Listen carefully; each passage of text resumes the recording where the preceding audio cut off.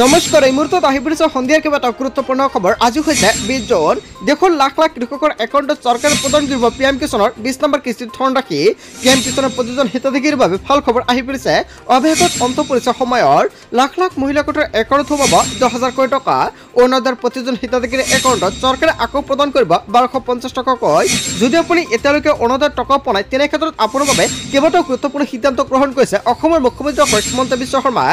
আজিৰ দিনটোত অসমৰ মুখ্যমন্ত্ৰী হিমন্ত বিশ্ব শৰ্মাই 7টাকৈ বৃহৎ মন্তব্য কৰিছে। লগতে দেশৰ কোটি কোটি লোকে লাভ কৰিব চৰকাৰী কৰ। যিসকল ব্যক্তি এতিয়ালৈকে চৰকাৰী কৰৰ বাবে আবেদন কৰা নাই অতি শীঘ্ৰে আবেদন কৰক। কেনেকৈ আবেদন কৰিব, কি নথি পত্ৰৰ প্ৰয়োজন হ'ব, লগতে কেইবাটাও ৰাজনৈতিক খবৰৰ লগতে অৰাজনৈতিক খবৰ যুগুত কৰা হৈছে। আজিৰ দিনটোত গোটেই অসম তথা ভাৰতৰ বিভিন্ন প্ৰান্তৰ পৰা যুগুত হৈছে কেইবাটাও ডাঙৰ খবৰ। এনেবোৰ খবৰ নিতেও পাই থাকিবলৈ চেনেলটি ছাবস্ক্ৰাইব কৰি ভিডিঅ'টো এটা লাইক কৰিবলৈ নাপাহৰিব। আজিৰ আমাৰ প্ৰথম দশমে গুৰুত্বপূৰ্ণ খবৰ হৈছে অসমবাসীৰ বাবে এটা ডাঙৰ খবৰ। অৰুণোদয় লাখপতি বাইদেউৰ পৰা ৰান্ধনীলৈকে ভাল খবৰ দিলে অসমৰ মুখ্যমন্ত্ৰী হিমন্ত বিশ্ব শৰ্মাই। 7টাকৈ বৃহৎ ঘোষণা কৰিছে অসমৰ মুখ্যমন্ত্ৰী হিমন্ত বিশ্ব শৰ্মাই। অৰুণোদয়ৰ ধন লাভৰ পৰা বঞ্চিত হোৱা লাখ লাখ মহিলাৰ বাবে ডাঙৰ খবৰ আহি পৰিছে। অৰুণোদয়ৰ ধন বঞ্চিত মহিলাক লৈ মুখ্যমন্ত্ৰী হিমন্ত বিশ্ব শৰ্মাৰ ডাঙৰ মন্তব্য। অৰুণোদয় 3.0 প্ৰক্ৰিয়াত পূৰ্বে অৰুণোদয় লাভ কৰা বহু মহিলাৰ নাম কৰ্তন কৰা হৈছে। অৰুণোদয় 3.0 আপোনাৰ নামটো যদি আপুনি অন্তৰ্ভুক্ত কৰাইছিল তেনে ক্ষেত্ৰত আপোনাৰ বাবে এটা ডাঙৰ খবৰ। অতি শীঘ্ৰে সেইসকলৰ একাউণ্টত চৰকাৰে প্ৰদান কৰিব 1250 টকাকৈ। লগতে অহা মাহত বহুতো হিতাধিকাৰীৰ নাম কৰ্তন কৰা হ'ব। অৰুণোদয় আৰু অৰুণোদয় 2.0 আঁচনিত যিসকল ব্যক্তিৰ নামটো আছিল সেইসকল ব্যক্তি সকলৰ নামটো এতিয়া অন্তৰ্ভুক্ত কৰা হৈছে অৰুণোদয় 3.0 আৰু যেতিয়া আপুনি এতিয়া নতুনকৈ আবেদন কৰিব সেইসকলৰ নাম অন্তৰ্ভুক্ত কৰা হ'ব অৰুণোদয় 3.0। পুনৰ সেইসকল মহিলাৰ নাম অন্তৰ্ভুক্ত কৰা হ'ব তালিকাত। অৰুণোদয় 2.0 আঁচনিক লৈ মুখ্যমন্ত্ৰী হিমন্ত বিশ্ব শৰ্মাই ডাঙৰ মন্তব্য কৰিছে। 30 জনৰ ভিতৰত সমষ্টিয়ে যোগ্য মহিলাক কৰা হ'ব নিৰ্বাচন। আকৌ চৰকাৰে আবেদন কৰিবলৈ আহ্বান জনাইছে অৰুণোদয়ৰ প্ৰতিজন হিতাধিকাৰীসকলক। কিন্তু অৰুণোদয়ৰ প্ৰতিজন হিতাধিকাৰীৰ বাবে এটা ভাল খবৰ। বহুতো অৰুণোদয়ৰ হিতাধিকাৰীয়ে কমেণ্ট কৰিছে, দাদা মই অৰুণোদয়ৰ ধন পোৱা নাই। যদি আপুনি অৰুণোদয় আঁচনিৰ টকা পোৱা নাই তেনে ক্ষেত্ৰত নতুনকৈ কৰক আপুনি আবেদন। আৰু আপুনি যদি এতিয়ালৈকে তালিকাত আপোনাৰ নামটো চেক কৰা নাই অতি শীঘ্ৰে প্ৰথমতে চেক কৰক আপোনাৰ নাম আছে নে নাই। মহিলা উদ্যমিতা আঁচনিৰ তালিকাৰ পৰা নাম বাদ পৰা মহিলাসকলৰ বাবে ডাঙৰ খবৰ আহি পৰিছে। তালিকাত নাম নথকা মহিলাৰ বাবে মুখ্যমন্ত্ৰী হিমন্ত বিশ্ব শৰ্মাৰ বৃহৎ ঘোষণা। নাম বাদ পৰিলেও যোগ্য মহিলাই পাব 10,000 কোটি টকা। 30 জনৰ ভিতৰত নিজ সমষ্টিৰ বিধায়কক কৰিব লাগিব আবেদন। 30 জনৰ পিছত কোনো ধৰণৰ আৰু আবেদনৰ ব্যৱস্থা নাথাকিব। আগষ্টৰ পৰা জানুৱাৰী মাহত সমষ্টিয়ে প্ৰদান কৰা হ'ব ধনৰাশি। লাখ লাখ মহিলা গোটৰ বাবে ভাল খবৰ আহি পৰিছে। অতি শীঘ্ৰে মহিলা গোটৰ একাউণ্টত চৰকাৰে প্ৰদান কৰিব 10,000 কোটি টকা।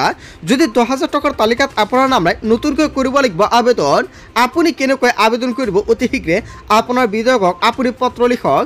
লগতে মধ্যভোজনৰ ৰান্ধনীসকলৰ বাবে ভাল খবৰ দিলে অসমৰ মুখ্যমন্ত্ৰী হিমন্ত বিশ্ব শৰ্মাই। মধ্যভোজনৰ ৰান্ধনীৰ দৰমহা বৃদ্ধি পাব। 2 দিনৰ ভিতৰতে দৰমহা বঢ়োৱাৰ ইংগিত মুখ্যমন্ত্ৰী হিমন্ত বিশ্ব শৰ্মাৰ। অৰুণোদয় লাখপতি বাইদেউৰ পৰা ৰান্ধনীলৈকে ভাল খবৰ দিছে অসমৰ মুখ্যমন্ত্ৰী হিমন্ত বিশ্ব শৰ্মাই। অসমৰ মুখ্যমন্ত্ৰী হিমন্ত বিশ্ব শৰ্মাই জনতাৰ বাবে যিকেইটা মন্তব্য কৰিছে আপুনি কি ক'ব? যদি আপোনালোকৰ কিবা মন্তব্য কৰিব লগা থাকে আপোনালোকৰ মন্তব্যটো নিশ্চয় কমেণ্ট কৰি জনাই দিব। তাৰপিছত অসমবাসী ৰাজুক জনাইছোঁ আমাৰ পৰৱৰ্তী অসমৰ গুৰুত্বপূৰ্ণ খবৰ। লগতে ডাঙৰ খবৰ, পিএম কিষাণৰ 20 নম্বৰ কিস্তিক লৈ কেইবাটাও গুৰুত্বপূৰ্ণ আপডেট আহি পৰিছে। পিএম কিষাণৰ 25জন হিতাধিকাৰীৰ একাউণ্টত 20 নম্বৰ কিস্তিৰ ধন কেতিয়া প্ৰদান কৰিব কেন্দ্ৰীয় চৰকাৰৰ ফালৰ পৰা কেন্দ্ৰীয় চৰকাৰে গুৰুত্বপূৰ্ণ নটিফিকেশ্যন জাৰি কৰিছে।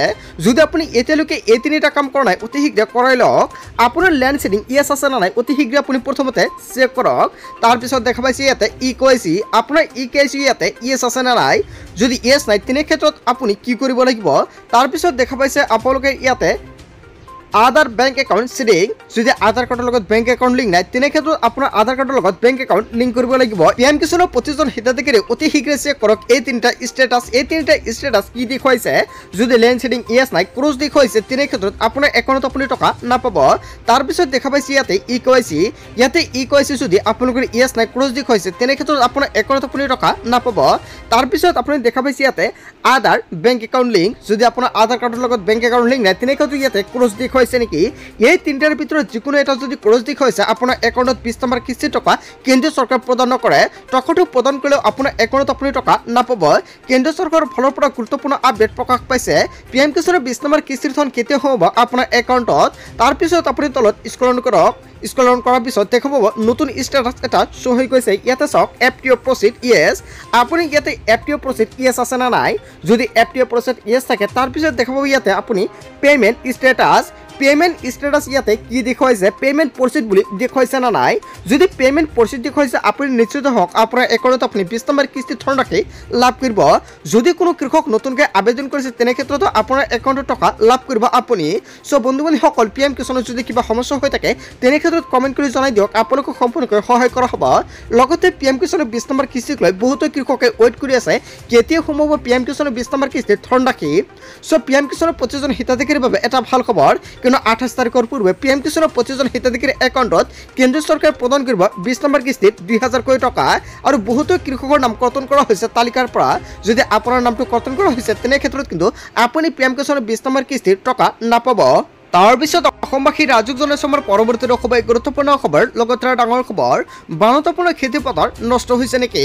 লাখ লাখ কৃষকৰ বাবে ডাঙৰ খবৰ আহি পৰিছে।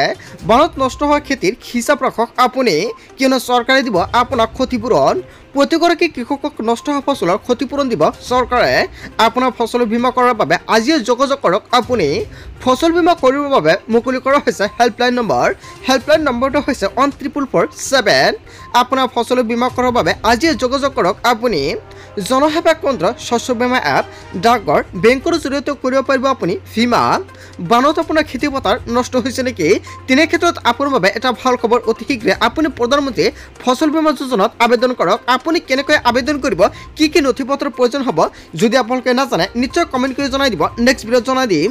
লগতে আজিৰ ভিডিঅ'টো সকলোৱে বেছিকৈ শ্বেয়াৰ কৰি দিব যাতে সকলোৱে প্ৰধানমন্ত্ৰী ফচল বীমা যোজনাৰ বাবে আবেদন কৰিব পাৰে। তাৰপিছত অসমবাসী ৰাজুক জনাইছে আমাৰ পৰৱৰ্তী খুবেই গুৰুত্বপূৰ্ণ খবৰ। লগতে ডাঙৰ খবৰ, আপোনাক ঋণৰ প্ৰয়োজন হৈছে নেকি?